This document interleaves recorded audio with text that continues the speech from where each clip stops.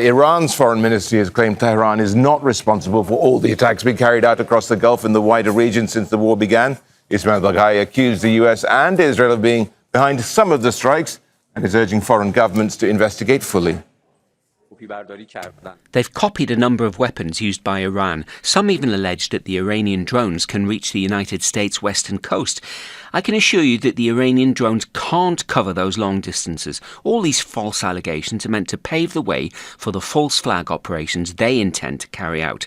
This is the case as the Zionist entity and the United States are doing their best to create a smokescreen in order to pave the way for any false flag operations.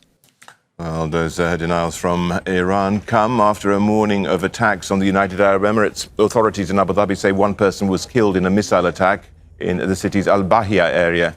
And earlier, a drone incident near Dubai airport, I should say, set fire to a fuel tank. Flights were suspended but are now resuming. Tohid Asadi joins us now live from Tehran. Talk us through what the Iranians are saying here, saying they're responsible for some, but not all these regional attacks.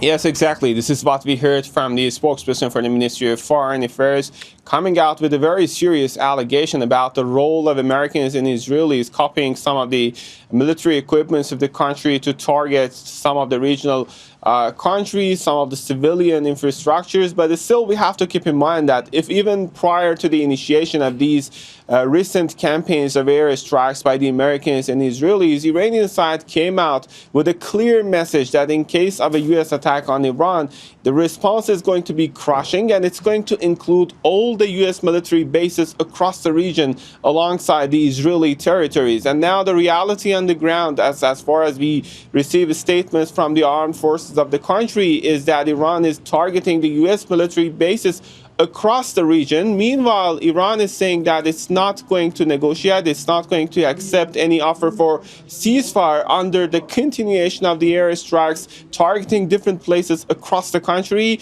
And we know that right now we also hear reports from different cities, including here in the capital. A few hours ago, we heard sounds of massive explosions, most of them coming from the eastern parts of the country. We're dealing with a very delicate situation, the truth of the matter is. And of course, last but not the least, in response to the statements that the Qatari foreign minister raised, the Iranian side is saying this is not the regional countries at which the Iran is in a war, but the U.S. military bases in those countries. Thank you, Tohid Asadi, there joining us there from Tehran.